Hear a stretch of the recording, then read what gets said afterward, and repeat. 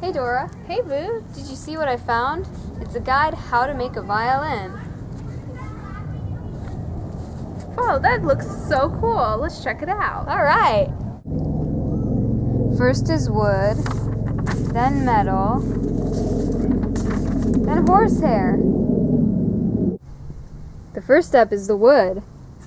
Wait, is that a VCR? What? Who uses these anymore? That's crazy. Let's go see what it says.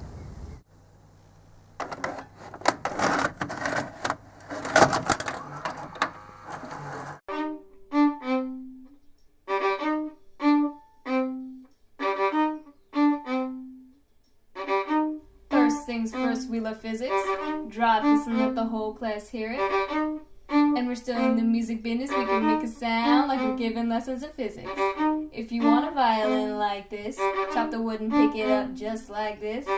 Piece of maple, piece of cherry, piece of oak, ways resonate in the body like it ain't no joke.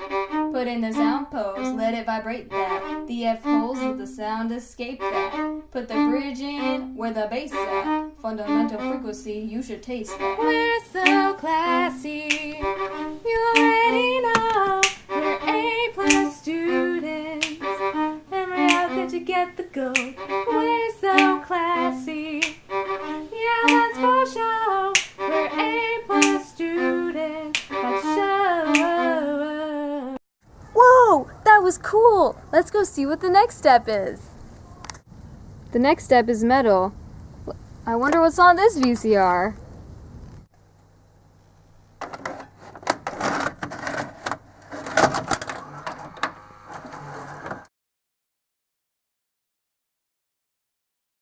We say, Corbin, we do this. We thought that you knew this. You're hearing the vibrations and honest. The truth is, the strings are important. The body's absorbent. Swagger on tuning, we got the trippy shots and flat C equals 1 over F. F equals 1 over T. The harmonics rely on a different thickness of strings. So Corbin, get in the swing and let the violin sing. You just can't worry about the haters, gotta still do your thing. Now tell us how long is that string? That string gotta put velocity over the waves frequency. We be the HERTZ with our name out loud. We be up here trying to make our physics teacher proud. We're so classy.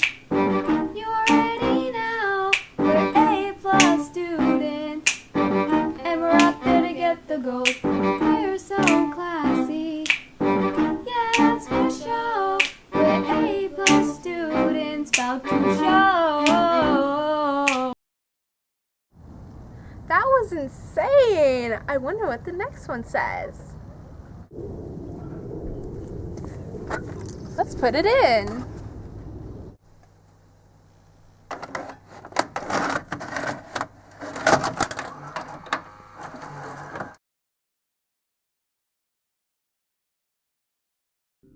Take the bow out.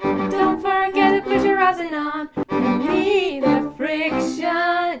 Feels so good playing what we want. Yeah, keep on turning it up. Energy's changing, you know that's what's up. Bass bar, yeah, it's deluxe.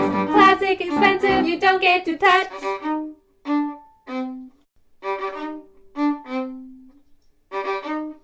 Still stunned how you love that. Got the whole world asking how he does that. Standing waves, hands off, don't touch that. Listen to it, we know you love that. Destructive interference, huh? Feels so good, you're just wishing you could hear it, huh? Never turn down nothing. Playing these notes and they sound so good. Like, we're so classy. You already know. We're A+ students. And we're out there to get the gold. We're so classy. Yeah, that's for sure. We're A+ students. That's sure. Who dat? Who dat? HERTZ. Now do that. HERTZ. Who dat? Who dat? HERTZ. Oh. Who dat? Who dat? NAMMI. Now do that. ADLE. Who dat? Who dat? HERTZ. Oh. Now we know how to make a violin and we have the materials. Let's do it! Yay! We did it and it's beautiful! Thanks for watching. Hi guys, today we're going to be talking about waves and harmonics. See that they each have different properties.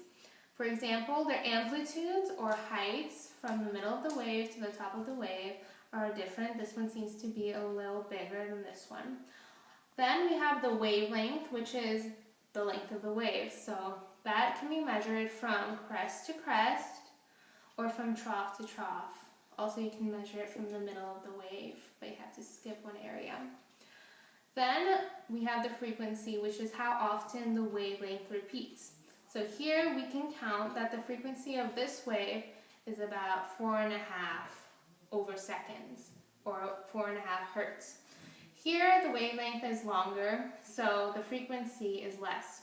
Therefore, we can see that this wave has a frequency of about 1.5 hertz.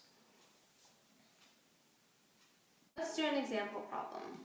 So let's say we have a person with a mass of 60 kilograms who's swinging on a 0.45 meter rope in a pendular motion. We know that his velocity is 2.85 meters per second, and we need to find the wavelength of his motion. So in order to start solving for the wavelength of his motion, we can solve for the time period, which is equal to 2 pi times the square root of the length of the pendulum over the acceleration due to gravity. So we get 2 pi times the square root of 0.45 meters over 9.8 meters per second squared, which would be 1.346 seconds. Okay, now that we have found that the time period is equal to 1.346 seconds, we can find the frequency of his motion. So we know that F equals 1 over T, which would be 1 over 1.346 seconds, and that would equal 0.743 hertz. Now that we have found that the frequency of the motion is 0.743 hertz, we can find the wavelength of his motion. So we can use the equation wavelength is equal to velocity over frequency. We were given that his velocity was 2.85 meters per second, and we divide that by the frequency, which was 0.743 hertz. And so we will get that our answer is 3.836 meters. The most common waves we come across are sound waves. For example, when we speak or sing, we're using sound waves, obviously. This happens when we breathe in and the air is transferred from our mouth to our lungs through the windpipe. The windpipe is composed of several thread-like structures called vocal cords, as well as a muscle that sits above them. The vocal cords all vibrate at different frequencies, and the muscle above them helps adjust the tension. This allows for a greater range of frequencies, and when we breathe out, the cords vibrate and produce sound waves, letting us speak and sing.